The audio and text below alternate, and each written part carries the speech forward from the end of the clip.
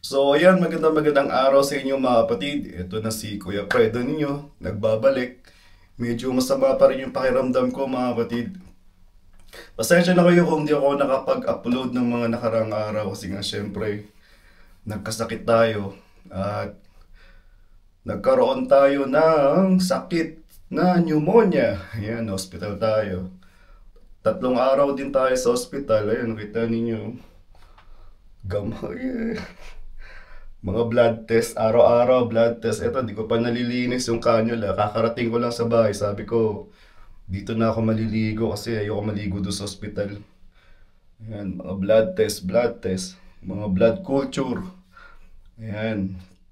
Tapos mga ECG na ano, araw-araw ko na ni ECG kasi nga very tachycardic ako.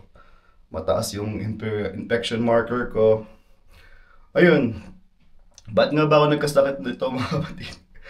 Alam niyo mga kapatid, nung Lunes, kakapost ko pa lang naman tungkol kay Sanchay na nagkasakit ng pneumonia tapos muntik ko na pala siya sundan mga kapatid. Nako, grabe. Grabe yung nangyari sa akin. Kasi unang-una mga kapatid, nagkasakit si Sophia.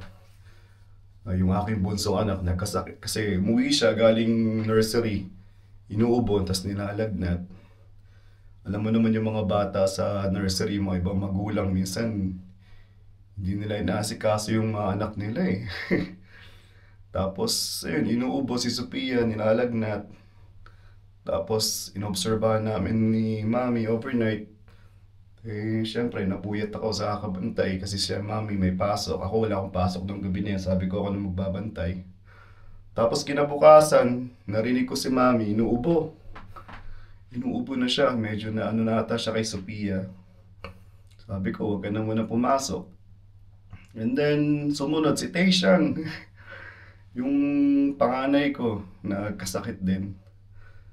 Ayun, hindi sila pumasok na tatlo. Eh ako, syempre, pumasok ako nung gabi kasi sabi ni Mami medyo okay daw siya. Pasok ako, sabi ko kinabukasan, namamalengke, linis ng bahay, gawaing bahay, kung ano-ano, mga dapat gawin dito sa bahay. Kita nyo naman, namamalengke, linis ako ng bahay, talagang ginagawa ko pa rin kahit pagod. Pagod, puyat. Siyempre, para sa pamilya, iindahin mo lahat yun mga kapatid eh. Kakayanin mo para sa kanila. Tapos, Biyernes, naramdaman ko na, mukhang medyo masama na itong nararamdaman ko. Kung ano na to, kakaiba na. So, habang masama na yung pakiramdam ko, whiskey pa rin. Gawaing bahay pa rin tayo mga kapatid. Siyempre, para sa pamilya, iindahin natin yan. Wala tayong natin, titiisin natin. Sabado at Linggo, ayun, medyo sumama na yung pakiramdam ko. Tapos, nilagnat na ako. Linggo, hindi na ako makabangon. Hindi na ako makabangon mga kapatid. Tapos, Lunes, ayan, medyo nagbabasa-basa na lang ako ng social media. Tapos, nakita ko pa si Sanchay na nadedo dahil sa pneumonia. Medyo nalungkot ako kasi syempre, ano ko yun eh. Batang 80s, batang 90s. Ano natin yan, kasama siya sa kinalakihan natin. Lungkot ako, pinost ko yun.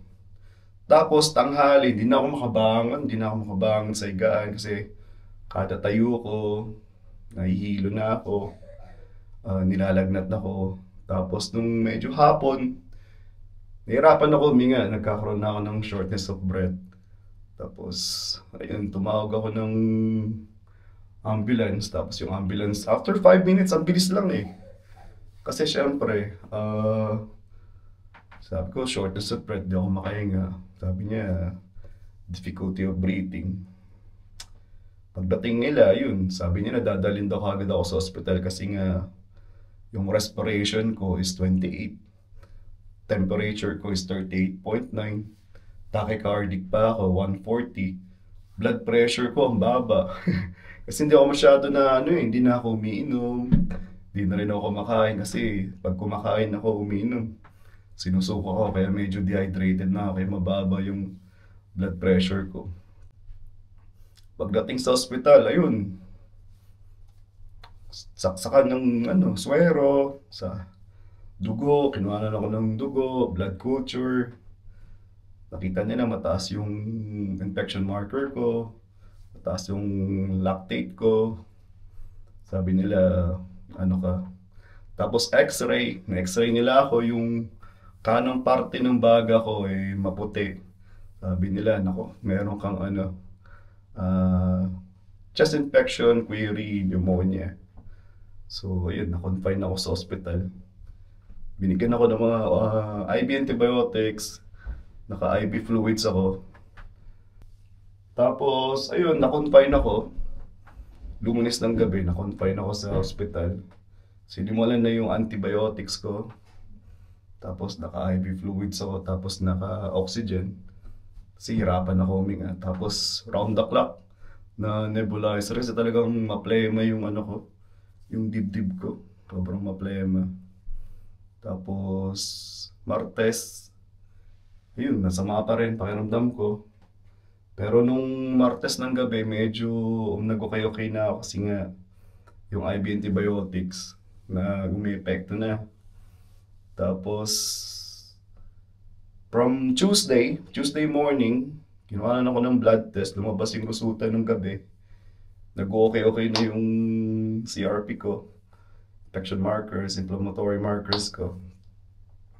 Bumababa, tapos sabi nila, ikikip pa daw nila ako hanggang dapat, hanggang Sabado. Gusto nila ako i-keep. Sabi kasi nga siyempre, tachycardic pa ako, respiration ko mataas. Wednesday, ayun, kinuha na ulit ng dugo. Bumababa ulit yung aking yung mga blood levels, nagiging okay na, pero gusto pa rin ako ng consultant, respiratory consultant, na i-keep. Kasi gusto nila maklear talaga yung x-ray. Pero nung Wednesday night, doon ako na-stress mga kapatid Wednesday night, na-stress ako sa mga pasyente na katabi ko, mga bagong dating. May mga chest infection, may mga pneumonia rin. Tapos meron pa akong isang pasyente doon na na nawala. Siyempre, na ako, na kinabahan ako, sabi ko sa sarili ko, pipilitin ko na makalabas ngayon ng araw na to, Huwebes. So, kinuha na ako ng blood test, lumabas ka agad yung blood test after 11 o'clock. Tapos nakiusap ako sa consultant na kung pwede, lumabas ako ngayong araw na to kasi nga talagang na-stress ako, sabi ko, hindi ako makapagpahinga rito kasi tignan nyo naman yung surrounding ko. Sabi niya, okay ka lang ba na sa bahay? Sabi ko, yung mga blood test ko nagiging okay na. So, kaya ko nang i-handle yung sarili ko as long as meron akong antibiotics na dadalhin sa bahay. At saka, yun, sabi niya, kung yan ang desisyon mo, and then, papayagan kita, pero you need to come back tomorrow. Sabi niya, babalik daw ako kinabukasan para sa blood test. And then, bibigyan nila ako ng 48 hours na pwede akong bumalik anytime kung magkaroon ng problema. Fingers crossed na wag naman sana. Alam niyo mga kapatid, ang hirap na magkasakit kasi syempre, ang iniisip ko hindi yung sarili ko Isip ko yung pamilya ko, syempre. Isip ko si Ate Bebang na yung mga bata. Yun ang iniisip ko kaagad Hindi ko iniisip yung sarili ko Isip ko na sila kasi syempre, alam niyo naman, masyado akong maalalahanin sa pamilya ko. So inisip ko kaagad sila. Sabi ko, nako, paano na kaya ako? Kaya pinilit ko talaga na gumaling, makabangon, bumangon sa higaan na yun. Kahit nga second day, third day pa lang mga kapatid, talagang pinipilit ko na maglakad-lakad. Kasi talagang, pag hindi, talagang, ay nako, ang hirap. Kasi may stress ka hindi doon sa sakit mo may stress ka doon sa paligid mo May mga tao, ubo ng ubo. Tapos yung iba, daing ng daing. Parang na na may mental or psychological effects sa'yo na ganun. Anong nangyayari. Pero, syempre, dasal ako ng dasal. Very thankful ako kay Lord kasi syempre, pinagaling niya ako. Pinagaling niya yung asawa ko, yung mga anak ko. Naka-recover kami. And hopefully na ito na yung last namin na magkasakit. Mahirap, mahirap. Pero sana, di ba yung pag-iingat din para sa inyo mga kapatid. And so, gradually, ayan, balik tayo ulit sa pagbablog. Pasensya na natagalan. 3 araw din akong di nakapag-upload kasi nga nasa hospital ako ng 3 araw.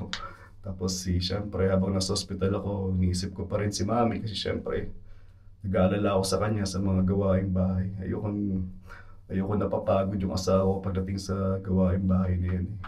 So ayan, maraming salamat po mga kapatid at eto na naman si Kuya Fredo ninyo. Salamat po.